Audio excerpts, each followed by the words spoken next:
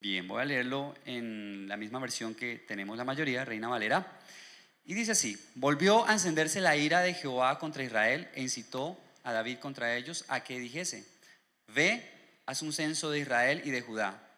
Y dijo el rey a Joab, general del ejército que estaba con él: recorre ahora todas las tribus de Israel, desde Dan hasta Beerseba, y haz un censo del pueblo, para que yo sepa el número de la gente. Joab respondió al rey: añada Jehová tu Dios al pueblo 100 veces tanto como son, y que lo vea mi señor el rey. Mas, ¿por qué se complace en esto mi señor el rey? Pero la palabra del rey prevaleció sobre Joab y sobre los capitanes del ejército. Salió pues Joab con los capitanes del ejército delante del rey para hacer el censo del pueblo de Israel. Y pasando el Jordán, acamparon en Aroer, al sur de la ciudad que está en medio del valle de Gad y junto a Jazer. Después fueron a Galaad y a la tierra baja de Jotzi, y de allí a Danjaán y a los alrededores de Sidón. Fueron luego a la fortaleza de Tiro y a todas las ciudades de los heveos y de los cananeos, y salieron al Negev de Judá en Beerseba. Después que hubieron recorrido toda la tierra, volvieron a Jerusalén al cabo de, ¿qué dice allí? 9 meses y 20 días. Y Joab dio el censo del pueblo al rey, y fueron los de Israel 800,000 hombres fuertes que sacaban espada, y los de Judá 500,000 hombres. Después que David hubo censado al pueblo, le pesó en su corazón y dijo David a Jehová: yo he pecado gravemente por haber hecho esto. Mas ahora, oh Jehová, te ruego que quites el pecado de tu siervo, porque yo he hecho muy neciamente. Y por la mañana, cuando David se hubo levantado, vino la palabra de Jehová al profeta Gad, vidente de David, diciendo: ve y di a David, así ha dicho Jehová: 3 cosas te ofrezco, tú escogerás una de ellas para que yo la haga. Versículo 13 dijo: vino pues Gad a David y se lo hizo saber y le dijo: ¿quieres que te vengan 7 años de hambre en tu tierra?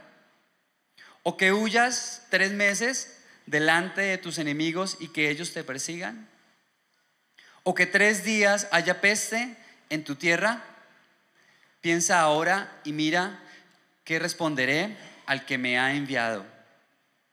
Entonces David dijo a Gad: en grande angustia estoy, caigamos ahora en manos de Jehová, porque sus misericordias son muchas, mas no caiga yo en manos de hombres. Y Jehová envió la peste sobre Israel desde la mañana hasta el tiempo señalado, y murieron del pueblo desde Dan hasta Beerseba, ¿cuántos? 70,000 hombres. Y cuando el ángel extendió su mano sobre Jerusalén para destruirla, Jehová se arrepintió de aquel mal y dijo al ángel que destruiría al pueblo: basta ahora, detén tu mano. Y el ángel de Jehová, que estaba junto a la era de Arauna Jebuseo. Y David dijo a Jehová, cuando vio al ángel que destruía al pueblo: yo pequé, yo hice la maldad. ¿Qué hicieron estas ovejas? Te ruego que tu mano se vuelva contra mí y contra la casa de mi padre. Y Gad vino a David aquel día y le dijo: sube y levanta un altar a Jehová en la era de Arauna Jebuseo. Subió entonces David conforme al dicho de Gad, según había mandado Jehová. Y Arauna miró, vio al rey y a sus siervos que venían hacia él. Saliendo entonces Arauna se inclinó delante del rey rostro a tierra. Y Arauna dijo: ¿por qué viene mi señor el rey a su siervo? David respondió: para comprar de ti la era, a fin de edificar un altar a Jehová, para que cese la mortandad del pueblo. Y Arauna dijo a David: tome y ofrezca a mi señor el rey lo que bien le pareciere. He aquí bueyes para el holocausto, y los trillos y los yugos de los bueyes para la leña. Todo esto, oh rey, Arauna lo da al rey. Luego dijo Arauna al rey: Jehová tu Dios te sea propicio. Y el rey David dijo a Arauna: no, sino por precio te lo compraré, porque no ofreceré a Jehová mi Dios holocaustos que no me cuesten nada. Entonces David compró la era y los bueyes por 50 siclos de plata, y edificó allí David un altar a Jehová y sacrificó holocaustos y ofrendas de paz.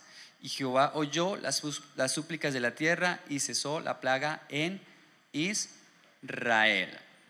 Bueno, hemos leído la palabra del Señor en un pasaje que tal vez ya ustedes lo habían leído, lo habían estudiado, no sé. Y tengo que confesarles algo en esta mañana.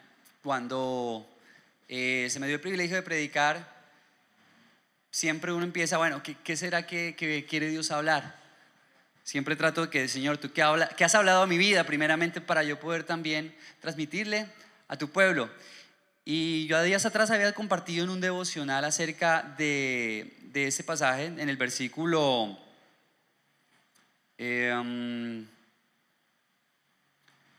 ya les digo en el versículo 24, ¿sí? Donde David le dice, hará una ¿qué? Que no aceptará esa tierra gratuitamente, sino que él la pagará por el precio justo. ¿Por qué? Porque no dará a Jehová, al Señor, una ofrenda o un holocausto que no le cueste, que no valga nada. Y de eso yo dije, bueno, aquí está lo que tú quieres hablar, Señor, y el título, el valor de lo que cuesta. El valor de lo que cuesta. Sin embargo, cuando empecé a leer el pasaje completo me encontré en una encrucijada muy grande, muy seria, ya que a veces uno no escudriña un poco más el contexto, ¿cierto? Pero Dios, estoy seguro que me habló a través de esa meditación, de esa palabra, y yo empecé a estudiar y a leer cada versículo una y otra vez. Y yo decía, bueno, ok, el mensaje central de esta enseñanza, de esta reflexión es que no daré a Dios algo que no me cueste, pero todo eso ¿de dónde viene? De todo un contexto y toda una historia que se desprende de nuestro personaje principal, que es David.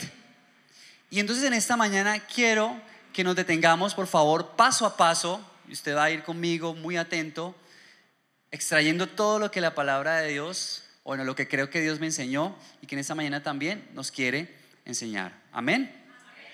¿Están listos? ¿Está listo? ¿Verdad? Listo. Punto 1. ¿Qué dice?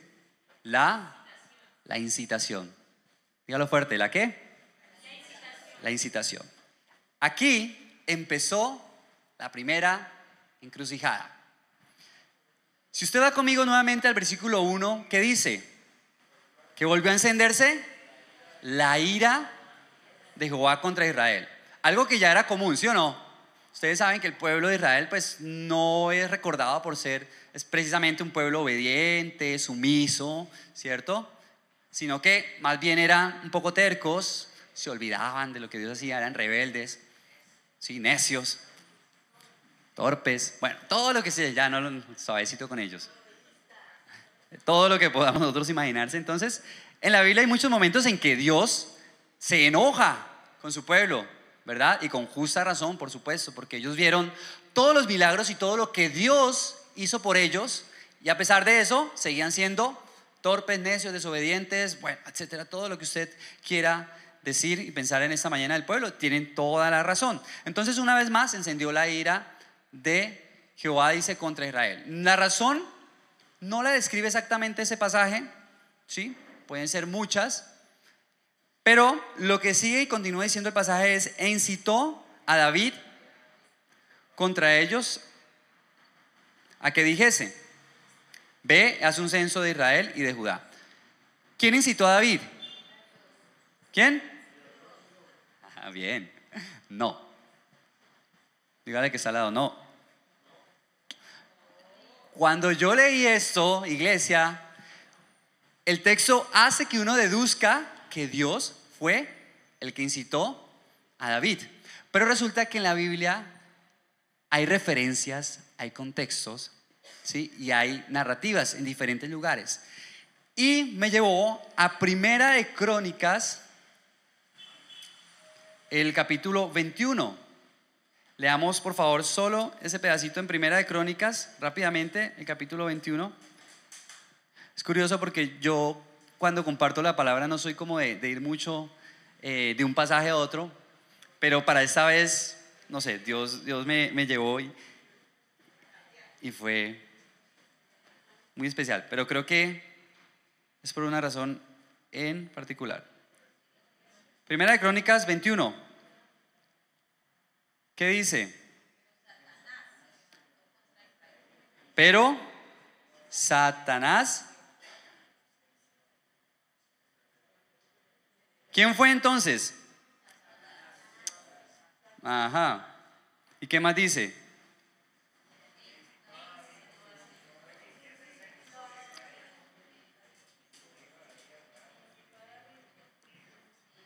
Entonces, ¿quién fue el que incitó a David?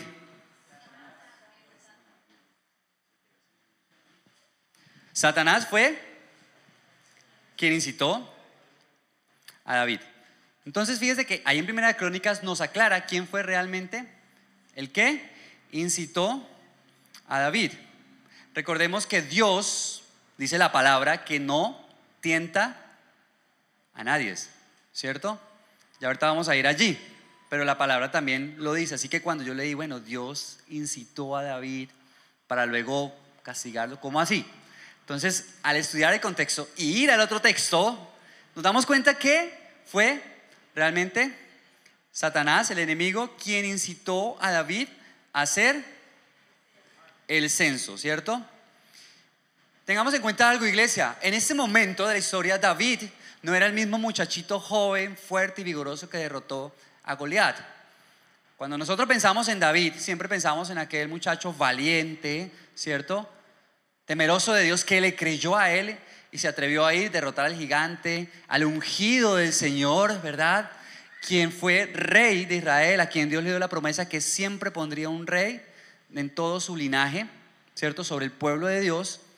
Pero en ese punto, ese no era el David que hizo el censo. Ya era un David un poco más avanzado de edad, viejo, mascucho, lleno de resabios, mañoso, chocho, que ya había pasado muchas cosas en su vida. Ustedes recuerdan que David, a pesar de que fue un hombre, dice la palabra, conforme al corazón de Dios, tuvo muchos tropiezos, ¿verdad?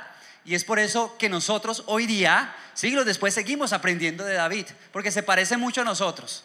¿Cuántos son ungidos del Señor en esta mañana? Amén. Diga, yo soy ungido del Señor. Somos ungidos de Él.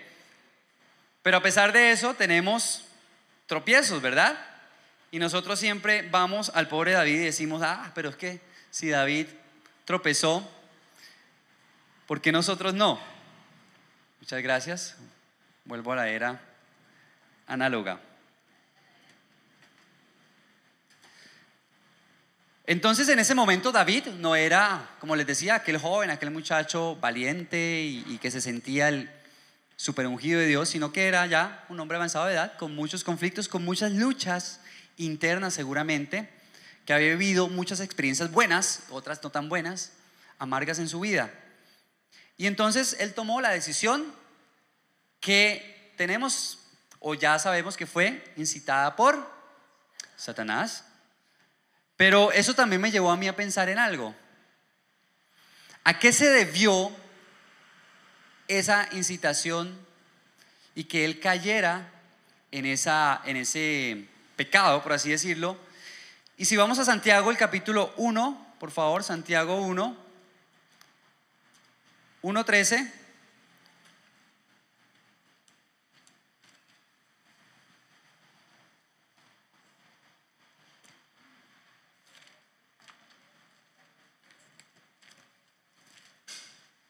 Esta Biblia está muy nueva. Ya, no me dejaba encontrar Santiago. Santiago 1:13. Cuando alguno es tentado, no diga que es tentado de parte de Dios, porque Dios no puede ser tentado por el mal, ni Él no tienta a nadie. Sigamos leyendo el 14. Dice, sino que cada uno es tentado cuando ¿qué? Cuando de su propia concupiscencia es atraído y seducido. Entonces la concupiscencia, después que ha concebido, da a luz el pecado, y el pecado, siendo consumado, da a luz muerte. Concupiscencia, podemos decir que son como los malos deseos que se generan en el corazón, ¿cierto? Entonces dice que Dios no tienta a nadie. ¿cierto? Sino que nosotros mismos cuando ¿qué? Cuando le damos rienda suelta a nuestros deseos. Y si recordamos, volvemos al pobre David. ¿Qué pasó cuando David pecó con Betsabé? ¿Ustedes recuerdan? Otra historia conocidísima. ¿Dónde debía estar David en ese momento? ¿En dónde? En la guerra, en el campo de batalla. Recordemos que David era un hombre de guerra. Pero ¿qué decidió nuestro amado David, portentuoso rey? No voy a ir. O sea, no tengo necesidad. Mi ejército es muy poderoso, muy fuerte y seguramente ellos van a ganar la batalla. Entonces el rey decidió quedarse cómodamente en su palacio. Y a causa de eso, de un deseo que nació en su corazón, porque no era de parte de Dios, decidió quedarse en el palacio y allí fue donde vio a aquella mujer. Y como dice Santiago, esa es la radiografía de lo que hace el pecado, lo que hizo en David y lo que hacen nosotros. Escúcheme bien, iglesia, porque aquí hay algo muy especial que creo que lo sabemos, pero necesitamos en esta mañana recordarlo una vez más. Aquello que está en nosotros, que es la carne, puede darse el pellizquito ahí, esa carne que tenemos allí, genera muchas veces esos malos pensamientos, esos malos deseos. Y cuando nosotros no estamos, escúcheme bien, alineados con el propósito de Dios, ni haciendo lo que Dios nos ha mandado hacer, esa carne que está allí nos lleva a pensar. Y dice Santiago que cuando nosotros ¿qué? Le damos rienda suelta a la concupiscencia, a nuestros malos deseos, es allí donde se engendra ¿el qué? El pecado. Y muchas veces decimos, ay, es que me tentaron, es que no me pude resistir, es que estaba débil. Sí, por supuesto, somos débiles. Pero el pecado más grande de David, más que caer en adulterio con Betsabé, fue no estar donde Dios le había mandado estar. Cuando nosotros estamos desalineados, escúchame iglesia, de los planes y los propósitos de Dios y estamos por allá escarbando lugares y explorando, porque somos expertos exploradores, donde Dios no nos ha mandado a estar, es allí donde la carne toma posesión y el pecado llega a nuestras vidas, a nuestro corazón. Y dice que el pecado, después de ser concebido, genera muerte. Muerte. Esa es la historia, lo que le pasó a nuestro amigo y lo que no sé si a usted alguna vez le ha pasado, a mí sí. Y si bueno, cayó en tentación el hombre conforme al corazón de Dios, pues ¿qué nos espera a nosotros, cierto? Y esto nos debe llevar a reflexionar que estamos expuestos en todo momento,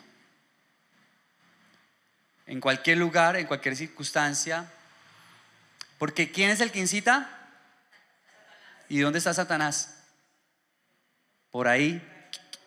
No podemos decir que en todos lados porque él no es omnipresente, pero recordemos que él tiene muchos ayudantes que están por ahí tocando la mente, así, de cada uno de ustedes.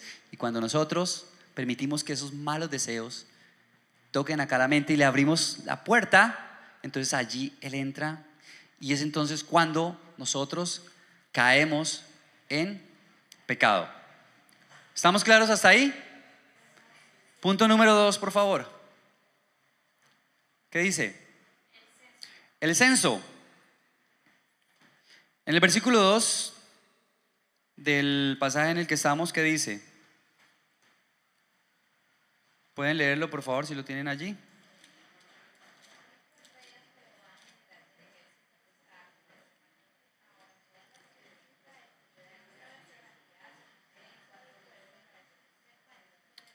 Muy bien, eso, ya lo leyeron ahí. No, sí, yo estaba pendiente, yo sé que tuvieron tiempo para leerlo. Ahí está. Entonces, David toma una decisión, hacer un censo. Y ahora nosotros, pues, lo primero que uno se pregunta es, ¿y qué de malo tiene hacer un censo? Y aquí está otra encrucijada, bueno, encrucijada no, otra cosa más que cuando yo estaba estudiando el pasaje para compartirles hoy, me encontré. Resulta que Dios estableció en el antiguo pacto, por allá en Éxodo, dos cosas. Uno, que los censos al pueblo solamente eran ordenados y determinados por Dios. Ya. Y sabemos que David no recibió una orden de Dios para censar al pueblo. Problema número uno. Problema número dos. Está en Éxodo capítulo 30. Si usted quiere ir ahí rápidamente. Éxodo capítulo 30, versículo 11 y 12. Dice así la palabra. Estoy en la introducción. Habló también Jehová a Moisés diciendo: cuando tomes el número de los hijos de Israel. ¿Qué es eso? Hacer un censo, ¿cierto? Cuando tomes el número de los hijos de Israel conforme a la cuenta de ellos, cada uno dará a Jehová el rescate de su persona. Cuando los cuentes, para que no haya en ellos mortandad una vez que los hayas contado. ¿Qué quiere decir eso? Como los censos eran una orden directa de Dios, también tenían otro requisito, que es que cuando se hacían, se debía cobrar a cada persona que era contada una ofrenda. Y al pagar esa ofrenda, evitaba que cayera muerte sobre sus vidas. Segundo error de David. Número uno, que hizo algo que Dios no le mandó a hacer. Y número dos, aparte de que lo hizo, no se acordó, no se percató, siendo un hombre conocedor, escúcheme bien, de la ley, que debía cobrar una ofrenda. Hay como para decir, bueno, pues, o sea, la embarré, hice alguito ahí, pero lo voy a tapar con la ofrendita. Entonces le hubiera dicho a su coronel: por favor, vaya y cense al pueblo, pero recuerden que hay que cobrarle la ofrendita, ¿cierto? Para evitar problemas. Eso no lo hizo David. Y entonces allí es cuando el censo cobra un problemita más. Empezó nuestro buen David a cometer una serie de errores, ¿sí? Recordemos una vez más que David conocía, escúcheme bien, lo que decía en la ley, pero no lo tuvo en cuenta. Fue desobediente. Por ahí en el versículo 5 y 8 nos dice que, bueno, nos narra y nos cuenta cómo fue todo el proceso del censo. Dice que sus militares recorrieron toda la tierra y volvieron al cabo de 9 meses y 20 días. Casi 10 meses les tomó a ellos hacer todo el recorrido y todo ese censo. Y con eso quiero ir, iglesia, a que la hipótesis más aceptada de por qué David hizo el censo es la siguiente. Recordemos, bueno, muchos escritores coinciden en esto, que David, a pesar de ser un hombre de guerra y un hombre que estaba totalmente capacitado para ello, años atrás había sufrido una rebelión. ¿De quién? De su hijo Absalón, de su propio hijo, quien convenció a mucho del pueblo para que fueran en contra de David y le armaron severa guerra, digo yo, ¿cierto? Y vaya que la vieron peluda, ¿sí o no? Creo seguramente que en esa guerra el ejército de David quedó diezmado, ¿sí o no? Porque en una guerra, por supuesto que hay caídas y choques de ambos bandos. Y muchos teólogos coinciden en que David decidió hacer el censo para medir las fuerzas de su ejército, cómo había quedado su ejército. Porque resulta que otra revelación que también encontré en este pasaje es que el censo no fue para todo mundo, sino que fue exclusivamente para la fuerza militar, los guerreros que tenía Israel, los que tenían su ejército. ¿Y qué otra connotación, iglesia, nos puede decir eso? Sino que David estaba buscando ver qué tan fuerte era, qué tan capaz sería él de afrontar en caso de que llegara nuevamente una guerra, una rebelión. Y eso a mí me dijo, quiere decir que él en ese momento no dependía de Dios, sino que puso su mirada en ¿qué? en sus fuerzas, ¿cierto? En lo que tenía a la mano.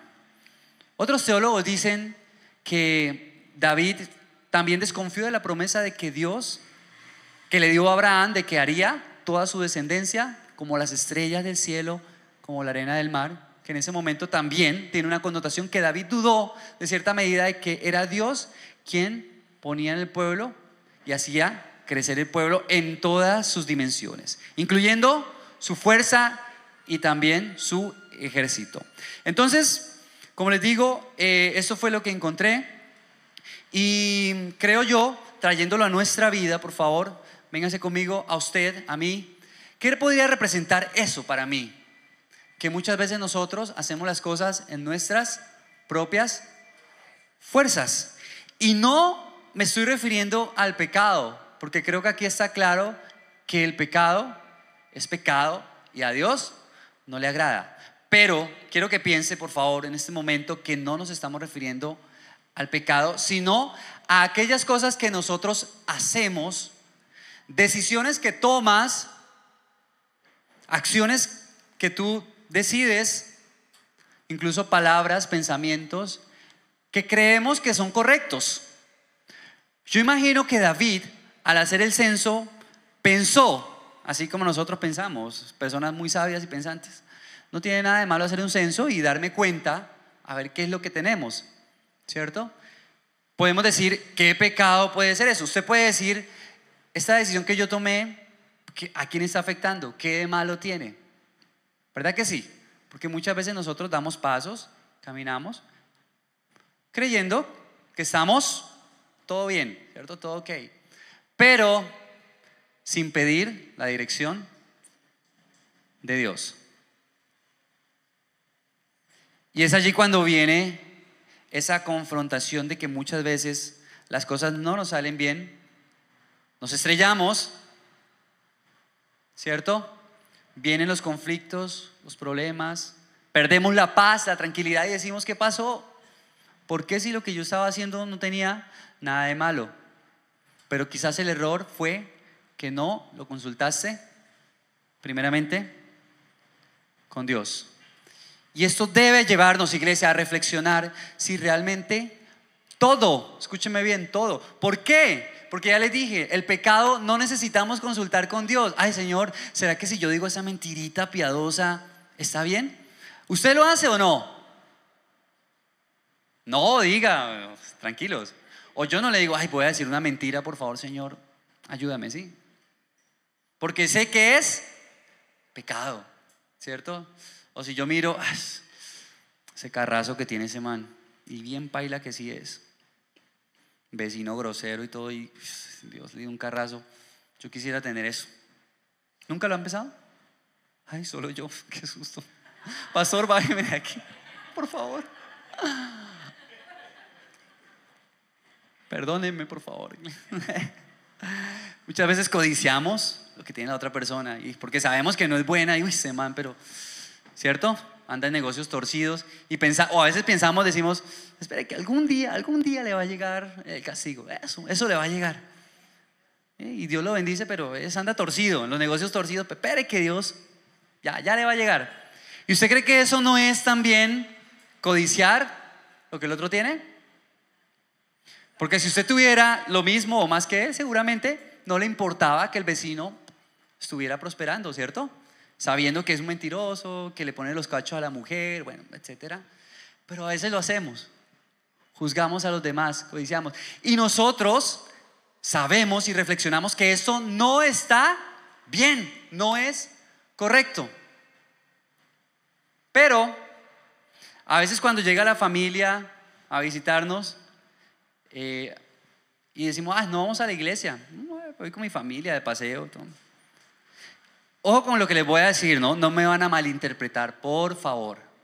Si usted no voy a la iglesia, entonces, listo, no, vámonos de paseo, listo, de una, vamos para el río, paseo de olla, ¿no? Entonces echemos la gallina, vamos a matar la gallina, la yuca, la papita, chévere, nos vamos. ¿Tiene algo de malo? No, tranquilos, díganlo con toda confianza, no.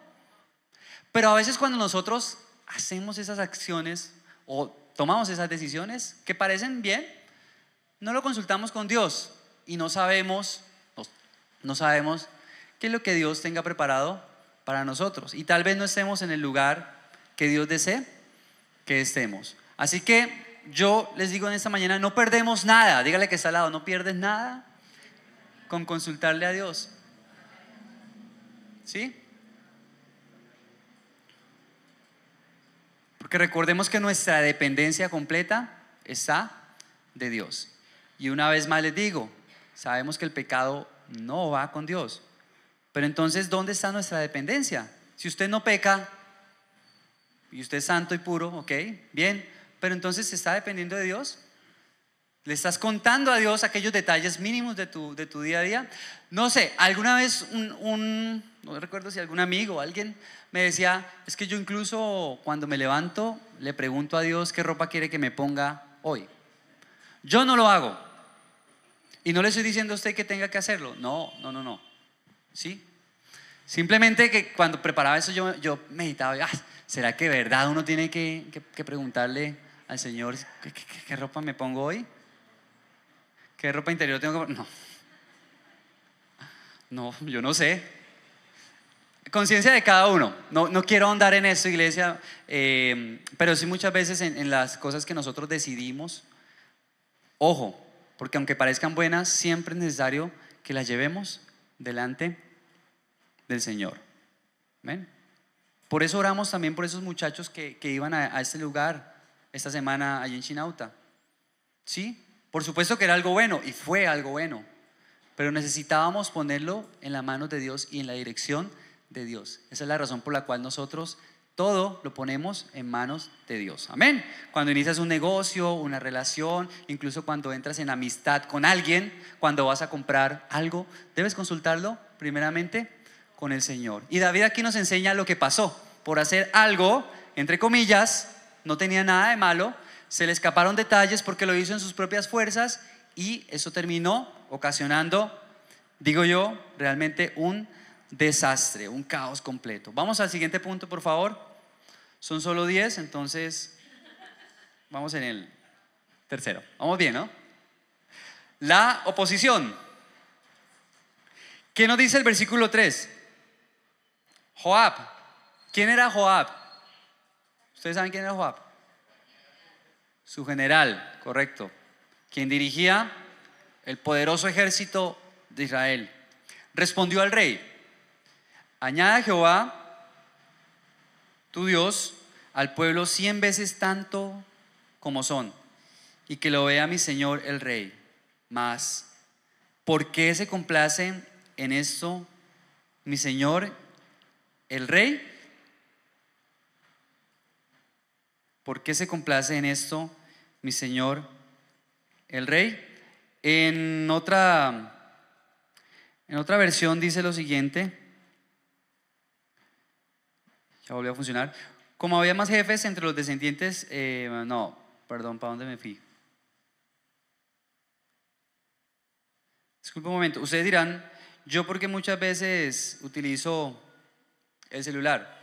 No es que no quiera, porque este me permite ir a diferentes versiones en el momento, comparar, ¿sí? Es por practicidad, nada más. ¿Listo?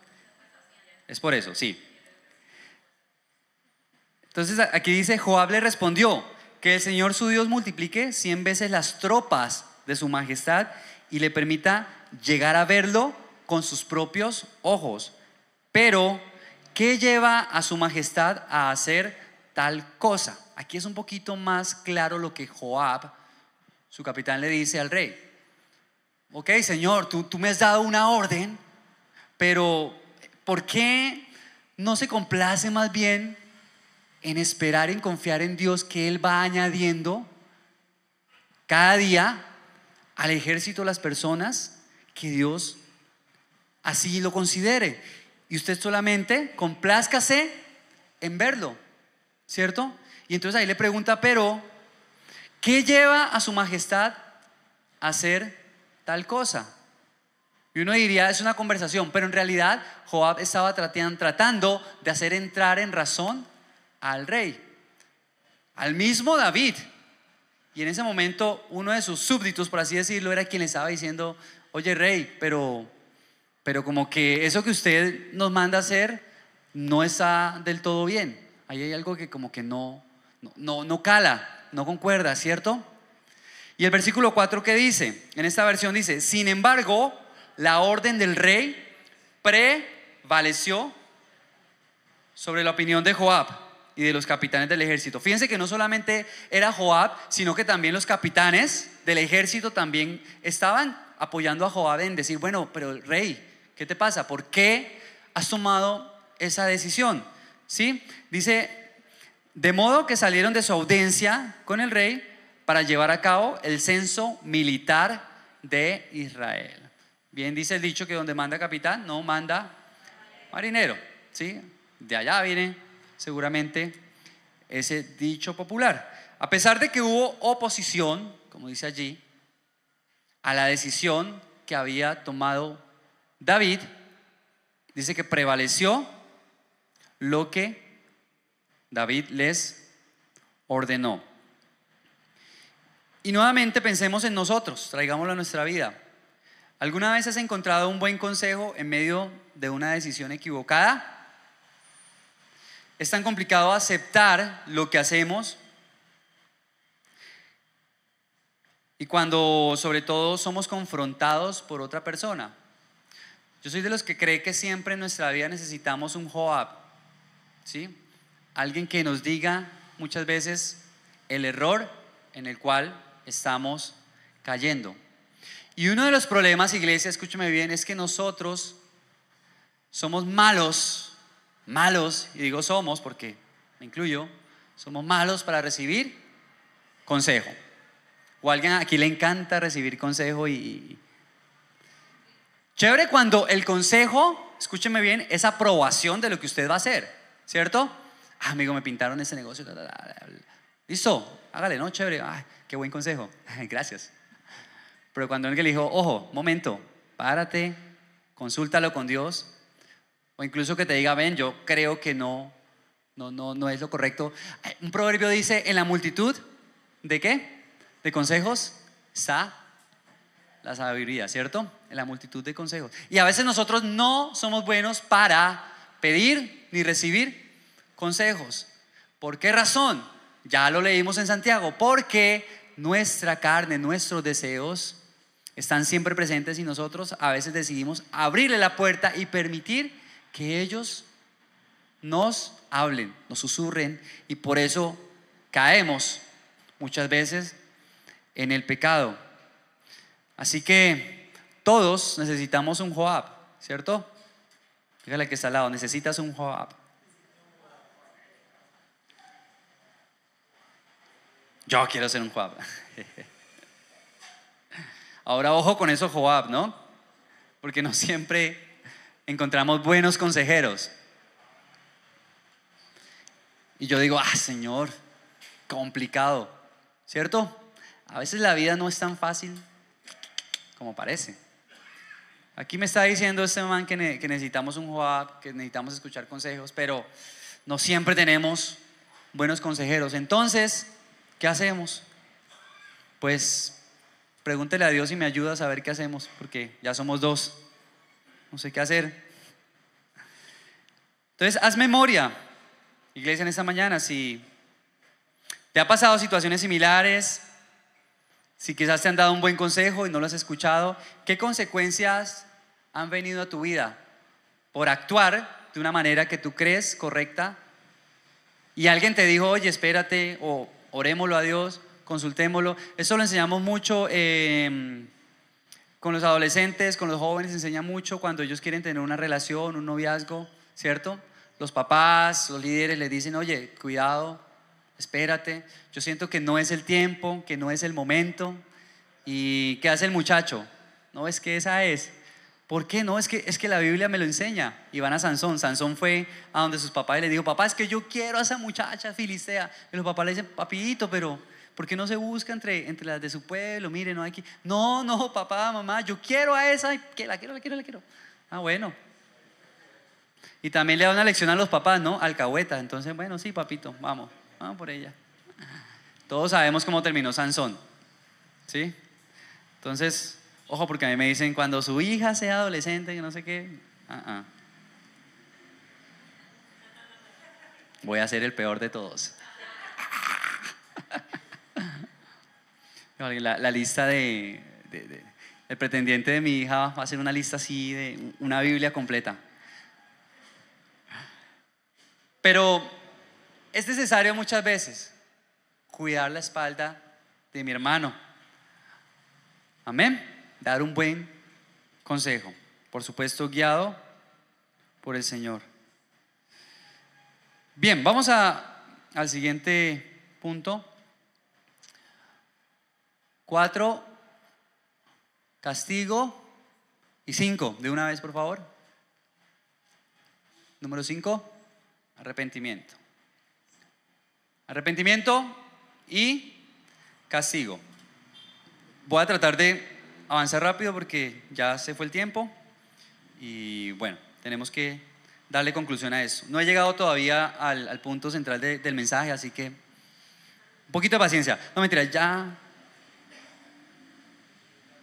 No sé, bueno, ¿qué hacemos, pastor? No sé. Bueno, vamos aquí. Dice que a David le pesó en su corazón. ¿Qué nos dice el versículo 10? Por favor, acompáñeme rápidamente allí. Dice, después que David hubo censado al pueblo, le pesó en su corazón. Y dijo David a Jehová, yo he pecado gravemente por haber hecho eso. Mas ahora, oh Jehová, te ruego que quites el pecado de tu siervo, porque yo he hecho muy neciamente. Dice que a David le pesó en su corazón lo que había hecho. Allí vuelve a aparecer en ese hombre imperfecto, lleno de errores como es David. Aún tenía un corazón sensible a la voz de Dios y aún tenía la valentía de reconocer su pecado, su error. Y por eso su súplica es: Señor, te ruego, te suplico que quites el pecado de tu siervo, porque he hecho muy neciamente. David reconoció en ese momento que lo que había hecho no estaba bien. No imagino cómo habrá sido ese momento cuando llegó sus generales, ¿sí?, a decirle: mira, tienes tanto y tantos hombres armados con espada fuertes y tantos listos para la guerra. Este pasaje no nos dice si David de pronto en un momento se enorgulleció, ¿sí?, o se sintió poderoso, o quizás pensó: nos falta más hombres, vamos a tratar de movilizar para tener un ejército más poderoso. No especifica qué pasó, sino que se centra en el hecho en que David en algún momento dice que le pesó haber hecho ese censo. Tuvo la capacidad de reconocer que lo que había hecho no había sido correcto. Pero a pesar de que él se dio cuenta de su error y le pidió al Señor, hubo, como decía ahí, un arrepentimiento. Era inevitable que el punto 4, por favor, hubiera un castigo.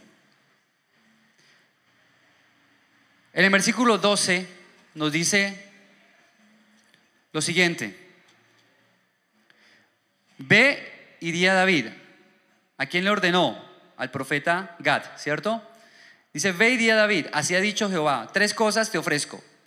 Tú escogerás una de ellas para que yo la haga. Vino pues Gad a David y se lo hizo saber y le dijo: número 1, ¿quieres que te vengan qué?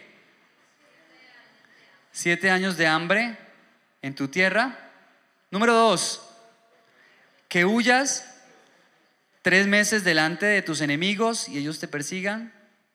Número 3, o que 3 días haya peste en tu tierra. Piensa ahora y mira qué responderé al que me ha enviado. Ponte los zapatos de David. La embarraste. te arrepentiste, Señor, perdóname. Pero llega el profeta de parte de Dios a decirte, listo, piense su nombre, Rubencito, Tatiana, Yoli, Samuel, Lili. Tienes 3 opciones. Número 1. A ver, yo quiero buscar un momentico, por favor, permíteme ya. Espérate que me entró la curiosidad. Regálame un momentico, lo busco en otra versión. A ver cómo lo dice aquí. Pastor, necesitamos negociar. Ve a decirle a David que lo voy a castigar y que puede escoger uno de los 3 castigos. A ver, piensen usted. Le está hablando el profeta y le dice: 7 años de hambre en todo el país. O quieres ser perseguido por tus enemigos durante 3 meses. O quieres que todo el pueblo sufra enfermedades durante 3 días. Si usted no conociera el pasaje, no supiera la historia, nada de eso, ¿qué hubiera decidido usted? ¿Tercero? ¿Primero? ¿El 2? ¿El más cortico? ¿Porque era el más cortico o qué? Sale uno de esa vaina de una vez. Ok. Sigamos leyendo. A ver entonces, ustedes que decidieron ese número 3. Vuelvo a la versión que estamos. Dice que David, en versículo 14, en grande angustia estoy. Eso es como decir, ay, en una encrucijada, en una versión que dice, estoy entre la espada y la pared. Ya la embarré. Sí, le pedí perdón a Dios, pero me va a castigar. Ya David sabía que no se podía, no había escapatoria, o sea, punto, ya. Aquí fue. Y el profeta le dice, a ver, ya, decídalo, piense, ¿qué quiere usted, papá? Dice que entonces, grande angustia, dice, caigamos ahora en manos de Jehová, porque sus misericordias son muchas, mas no cayó en manos de hombres. Sabía David que si escogía la primera o la segunda, iba a estar a la merced de sus enemigos, ¿sí o no? Porque si habían 7 años de escasez y de hambre en el pueblo, pues iban a tener que migrar, buscar, pedir ayuda a otros, ¿sí o no? Y seguramente frito, ¿verdad? O la segunda opción, si él iba a ser perseguido, pues también iba a estar bajo la voluntad de sus enemigos. Seguramente el pueblo también iba a quedar sin rey y que eso hubiera sido el caos completo. Entonces, ¿qué escoge nuestro sabio David? La opción número 3. Dice el versículo 15, y Jehová envió la peste sobre Israel desde la mañana hasta el tiempo señalado. Y murieron del pueblo desde Dan hasta Beerseba 70,000 hombres. Fíjense lo que costó el chistecito de David y la decisión. ¿Usted qué haría si usted escogió la opción 3 y al primer día 10,000 gente del pueblo murió, al otro día 20,000 y así hasta completar 70,000? Yo me echaría para atrás. ¿Fue correcto o no fue correcto? No lo sé. Reflexionemos en eso. Iglesia, el tiempo se me acabó. Quedó pendiente la mitad del mensaje. Así que nos vemos.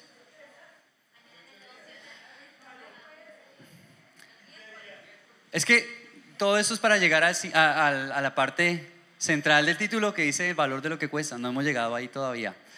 Entonces ya negociaremos con el pastor a ver si podemos terminar.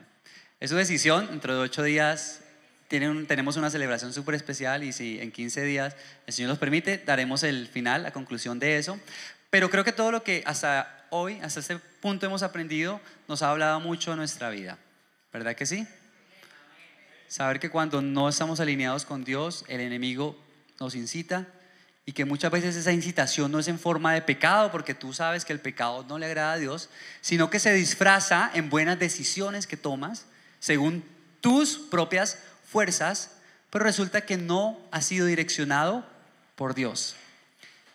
Y cuando eso pasa y no escuchamos un buen consejo, Es entonces cuando viene el castigo muchas veces del Señor.